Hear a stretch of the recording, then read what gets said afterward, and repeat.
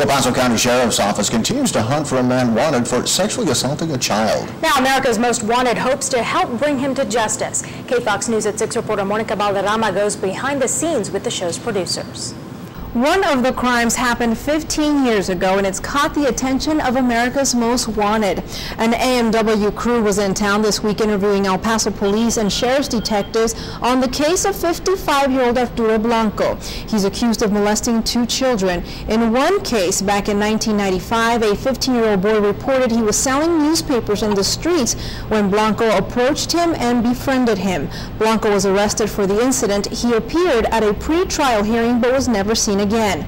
Blanco was indicted on charges of sexually assaulting another boy in the year 2000. With any sexual predator, whether convicted or not, I mean, there's always that possibility that there are other victims out there, just for the mere fact of the offense.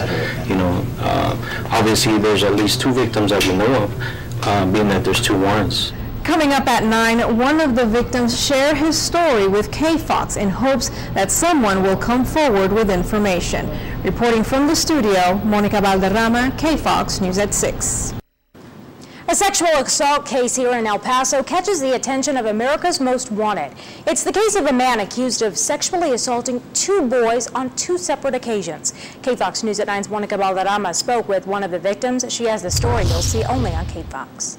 The man is 55-year-old Arturo Blanco, and he was featured in Manhunt Monday a few months ago, and he'll be in America's Most Wanted later this month. But tonight, one of his victims talks to KFOX in the hopes that Blanco gets caught so he can find closure. I had just turned 15 at the time, and I was selling newspapers on street corners, so that's how he approached me.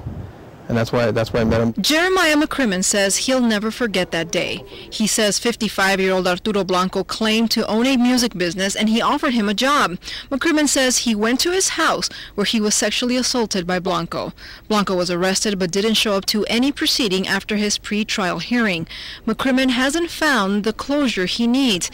And to make matters worse, around 2000 I found out he did this to another individual. And so it brought back a lot of memories. And there was this individual out there molesting kids, and he hasn't been caught. So for 15 years it felt like nobody was answering my prayers. Blanco was indicted in the year 2000 for sexually assaulting another boy, and just recently McCrimmon reached out to Deputy Jesse Tovar about this case.